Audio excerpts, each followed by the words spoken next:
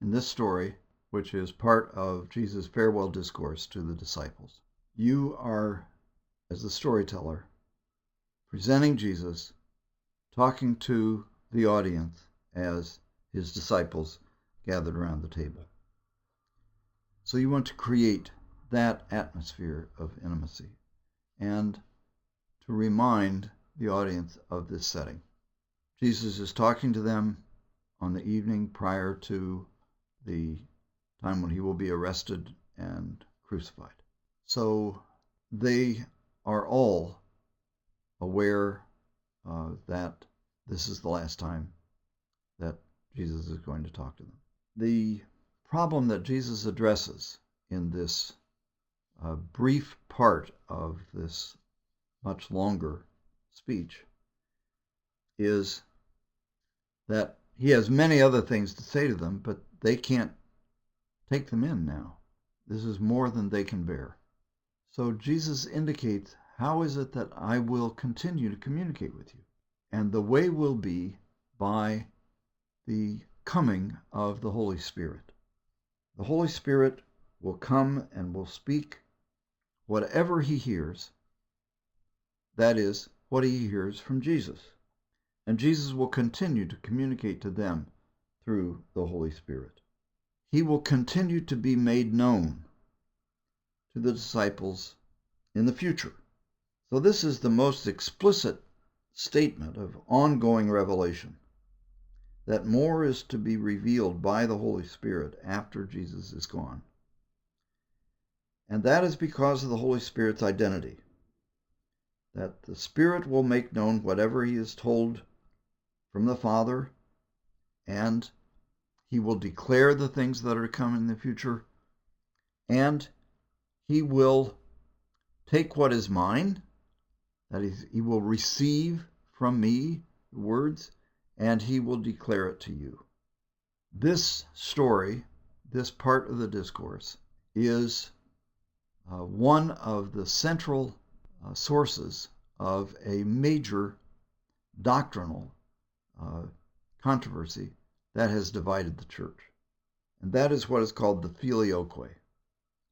In the Nicene Creed, in the description of the Holy Spirit, is the Holy Spirit proceeds from the Father. And this was the form of the creed that was originally approved at the Council of Nicaea in 325. Later, in the context of the ongoing controversies with Arian theology, the Western Church began to add that the Holy Spirit proceeded from the Father and the Son. Filioque means and the Son in Latin. In the end, the Western Church added the filioque to the Nicene Creed. And the Eastern Church was so offended by this violation of the rule that had been established by an ecumenical council, that nothing would be added to the Nicene Creed without the approval of a full ecumenical council of the Eastern and the Western Church, that it created a schism, a division between the Roman Catholic and the Eastern Orthodox churches. And in the 11th century, this split became official and has continued to the 21st century. This is, on the one hand, a tragedy for the church, a clear example of the problems created by the development of theology as the central interpretive discipline of Christian thought. On the other hand, the ambiguity is built into John's statements.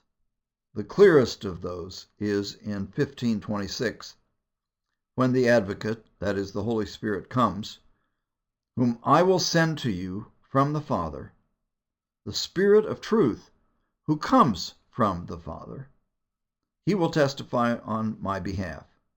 Now, Jesus says, I will send you the Holy Spirit from the Father. And It is a Spirit of truth who comes from the Father.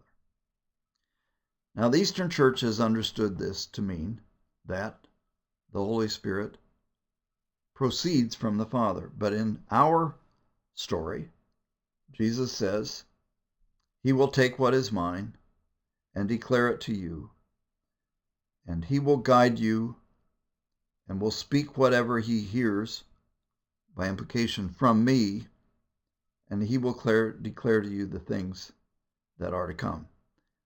This implies that the Holy Spirit comes from Jesus as well as from the Father. And so these two elements of the farewell address are identified by the Western Church as the sources of this double progression, as it is termed. Now, a performance criticism approach to this problem is that, in effect, Jesus says both in John. So when the Paraclete comes, whom I will send to you, that is the Spirit of truth that comes from the Father, this is both that the Holy Spirit will come from the Father and that it will come from the Father and the Son. If he says both, then it is intentionally ambiguous, and the ambiguity should be maintained. Both doctrinal statements are true because of the nature of the relationship. The Son and the Spirit are intimately related to the Father, are one with the Father, and their relationship is a relationship of mutual identification, mutual spiritual identity, as well as there being distinctive dimensions of the character of God. So it is one of the great ironies of the Christian religion that this statement in John, whose intention was unity and collaboration and the gift of the promise of the Holy Spirit that will continue to reveal things to the church, has become the source of division and schism. So my own opinion is then that this story is one that reflects John's intention to maintain this ambiguity. Now, in our story then, in our part of the address, the Holy Spirit will speak whatever he hears. And where will he hear it? Well, he will hear it from the Father, just as Jesus frequently says that he speaks what he has heard from the Father. So at several points in the Gospel of John, Jesus says that. But then later, Jesus says that the Spirit will take what is mine, in Greek, ektu emu, he will receive what is out of me and declare it to you. And he will glorify me, because it is from me that he will receive what he will make known to you.